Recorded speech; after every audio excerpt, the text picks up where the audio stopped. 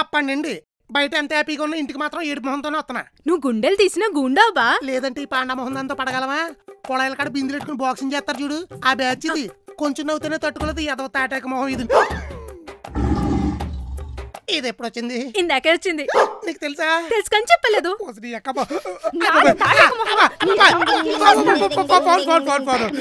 మీ నాన్న ఏంటి నాన్న? అల్లుడు ఫోన్ నువ్వు ఎత్తేవేంటే? ఏ నాతో చెప్పవా? నీతో చెప్తే నాశనం చేసేస్తావు కదా. ఓ అందుకా? ఇదిగో పక్కనే ఉన్నాడు, మాట్లాడు. ఏంటి మాయ గారు ధైర్యంగా నిజాలు మాట్లాడేస్తున్నారు? పక్కన అత్తయ్య గారు లేరా? నా కూతురు జస్ట్ నాశనమే, నా పెళ్ళాం అయితే సర్వనాశనం. ఆ కేటగిరీలోనూ ఇంకో దుంపనాశనం కూడా రెడీ అవుతున్నాడు. ఇంతకీ ఏంటి మ్యాటరు? ఆ దుంప గురించి అల్లుడు దిగులంతాను. దానికి ఏ సంబంధం సెట్ అవ్వట్లేదు, సెట్ అయ్యే సంబంధం ఏమో చెడగొట్టేస్తుంది.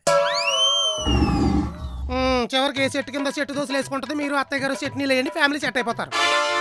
అందుకే అల్లుడు నీకు ఫోన్ చేశాను. కొంప తీసి నన్ను పళ్ళేలు కడమంటారేటి? పళ్ళేలు కాదు అల్లుడు, దాని తాంబూలాలు సెట్ చేయాలి. తాంబూలాలా? ఈ జనరేషన్ లో అమ్మాయిలకి తాంబూలాలు సెట్ చేయడం అంటే పేకల దాకా మెక్కేసి తాంబూలం వేసుకున్నంత ఈజీ కాదు. మన పేక మనం ఉచ్చు బిగించుకుని ఊరేసుకున్నంత కష్టం. పెడక మొహం మీద వేసుకుని పెడత పగలు కొట్టేసుకోవడమే. అలాంటివి పగలకుండా నువ్వే ఎలాగైనా దాన్నో దారిలో పెట్టి ఎవరో ఒకళ్ళ ఇంట్లో దీపం పెట్టి ఎలా చెయ్యాలుడు? మావయ్య గారు మీకు తెలుసు కదా, దీంతో ఎవరింట్లోనే దీపం పెట్టితే ఆ తర్వాత ఆ కొంపలో ఉన్న వాళ్ళందరూ తలకాయలు దగ్గర దీపాలు పెట్టుకోవాలని.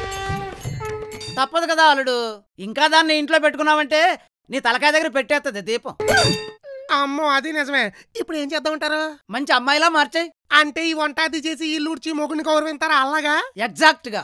కష్టం మాయ గారు. కావాలంటే పెళ్ళైన సంవత్సరానికి ఎడాకులు ఎలా తీసుకోవాలో నేర్చుకోమంటే వెంటనే నేర్చుకుంటారు. ఇప్పుడు అదే ట్రెండ్ అనుకో. అందుకే సాంప్రదాయబద్ధంగా ముగ్గురుతో కలకాలం కలిసి ఉండేలా ట్రైన్ చేయాలుడు.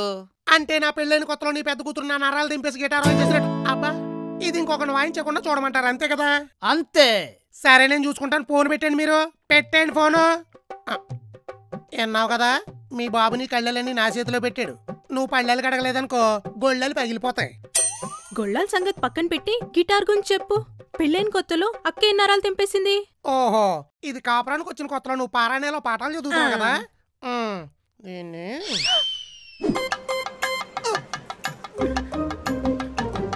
ఏమి అమాయకత్వం.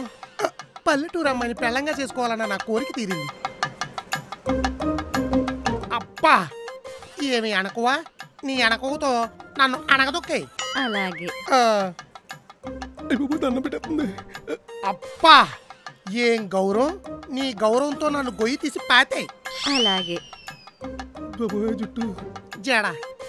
మన పెళ్లి చూపుల్లో నీ జడ చూస్తా నేను ఎన్ని జాంగ్రీలు తినేసినో తెలుసా?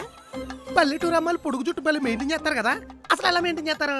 అవును, మా అమ్మమ్మ వారానికి ఒకసారి కుంకుడుకాయ రసంతో బాగా రుద్ది ఎండలో ఆరపెట్టి సాంబ్రాన్ పొగేసి జడేసేది.